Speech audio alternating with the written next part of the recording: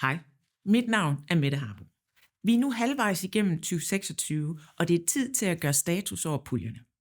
Jeg vil derfor gerne give et hurtigt indblik i afkastudviklingen for kvartalet og for hele første halvår af 2026. I oversigten ved siden af mig ser vi afkastene for andet kvartal, og her kan vi se, at alle puljerne leverede pæne positive afkast. Så efter en turbulent start på året, hvor konflikten i Mellemøsten prægede de finansielle markeder negativt, så vendte optimismen tilbage, og andet kvartal bød på et markant comeback på de finansielle markeder, hvor særligt aktierne bidrog med en stærk afkastudvikling i de blandede mixpuljer, altså de puljer, der både investerer i aktier og obligationer. I oversigten kan vi også se, at der er en tydelig sammenhæng mellem afkast og risiko. Hvor de mixpuljer med høj andel af aktier, som f.eks. mixpulje høj og mixpulje maksimum, de leverede de højeste afkast. Og det skyldes, at aktierne isoleret set steg over 16%. Den positive udvikling, den stoppede ikke her. Også obligationerne bidrog positivt til festen, om end på et lidt lavere niveau. Kigger vi nu nærmere på afkastet på lidt længere horisont, så kan vi se, at udviklingen i andet kvartal har resulteret i, at alle puljerne nu ligger med positiv afkast for hele første halvår. Igen, så er det de aktietunge løsninger, der ligger med højst afkast i år. Afkastudviklingen i år understreger bare, hvor hurtigt billedet kan vende på de finansielle markeder. Og de investorer, som havde is i maven og holdt fast i deres langsigtede strategi i starten af året, trods uroen, de er blevet belønnet, når vi ser på året som helhed. Kigger vi på udviklingen i aktiemotoren, så er der flere forhold, som har understøttet afkastet. Først og fremmest så valgte vi i begyndelsen af april at øge aktieandelen. Og det gjorde vi ud fra en forsigtig optimisme om, at situationen i Mellemøsten vil bevæge sig i en mere positiv retning. Og den beslutning viste sig at være helt rigtig, da aktiemarkederne ganske kort tid efter tog et markant spring opad. Investorernes opmærksomhed har ikke overraskende været rettet mod udviklingen i Mellemøsten. Og håbet om en genåbning af Hormuzstrædet og en mere stabil geopolitisk situation, det sendte olieprisen ned og aktiemarkedet op.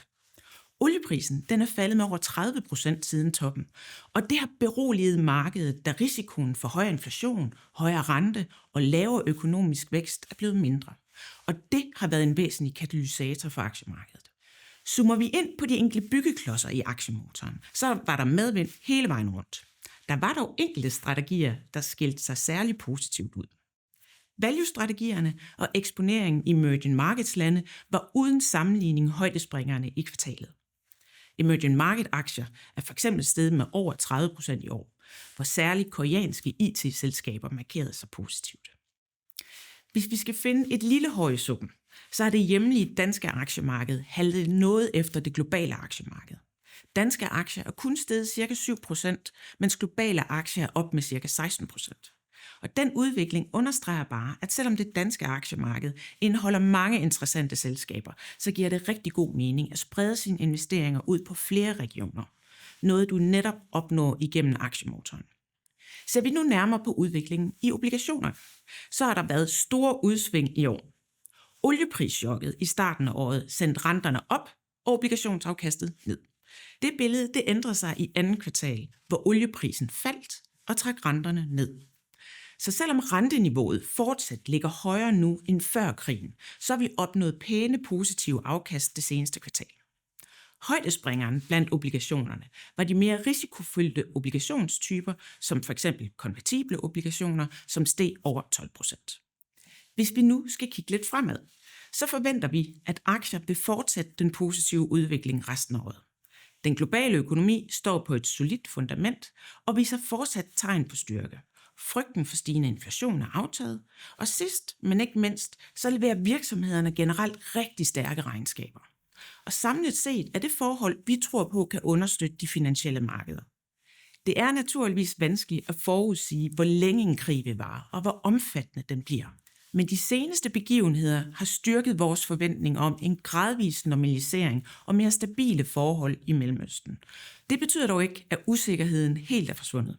Så vi kommer fortsat til at holde et vågent øje med udviklingen i renter, inflation og den geopolitiske situation.